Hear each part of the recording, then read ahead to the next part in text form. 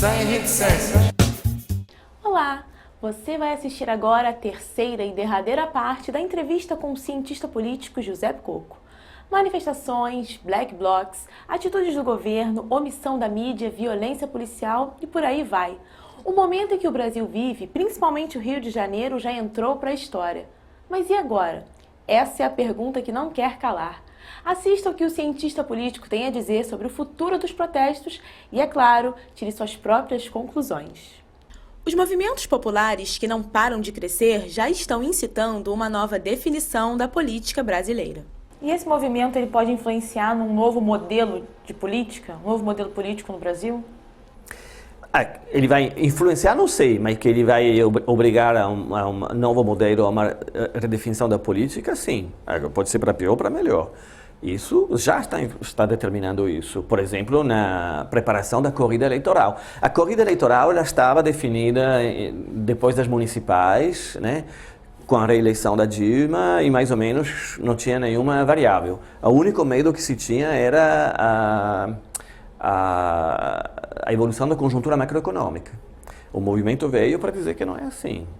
Então pode influenciar, já está influenciando, como a questão fica em aberto. O que a gente tem que saber é que, sobretudo aqui no Rio, mas também no Brasil todo, tem a questão dos mega-eventos. Então, ou o governo abre de maneira, se abre ao movimento e vai renegociar tudo, né?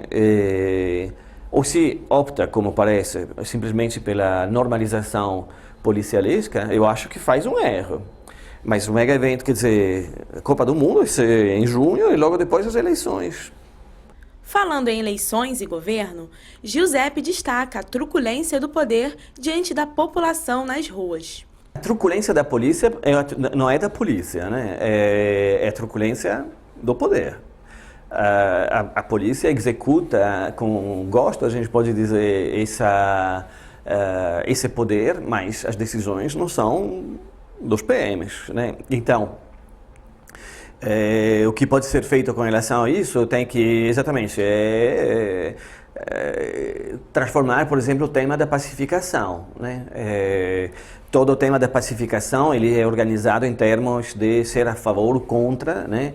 E eu acho que o que a gente tem que dizer é que é preciso pacificar o Estado.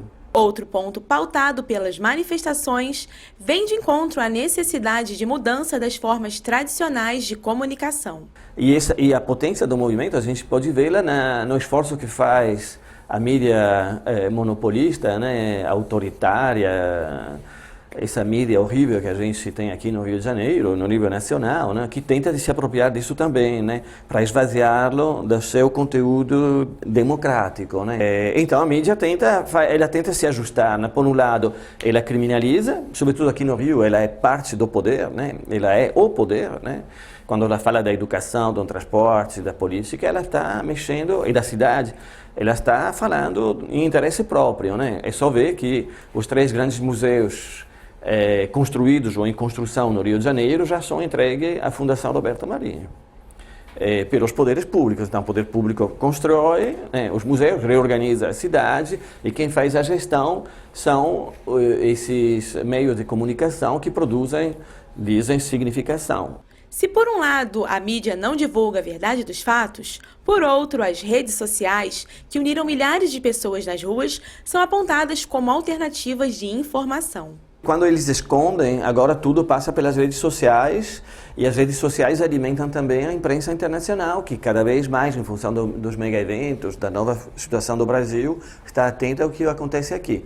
Para o cientista político, independente das consequências dos protestos no futuro do país, o presente já se transformou. Olha, o futuro, francamente, eu não saberia dizer. Primeiro, tem que ver que esse movimento veio e ele constituiu uma fratura. E nada será, digamos, existe um antes e depois de junho. E nada será como antes, né?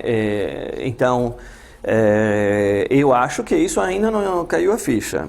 Então, do ponto de vista do futuro, significa reconhecer essa falta de resposta. E, portanto, trabalhar com humildade, se abrindo. Por exemplo, assim, para fazer um exemplo do que é preciso fazer, do ponto de vista das formas organizadas que esse movimento precisa, como o CEP, como os sindicatos administradores, como o PT, etc., né, como o PSOL, etc., é se abrir ao movimento e ficar com ele. E o Sem Reticências fica por aqui. Acesse o canal de vídeos do Sinaerj e assista também os outros programas da ADM TV. Até a próxima. Tchau!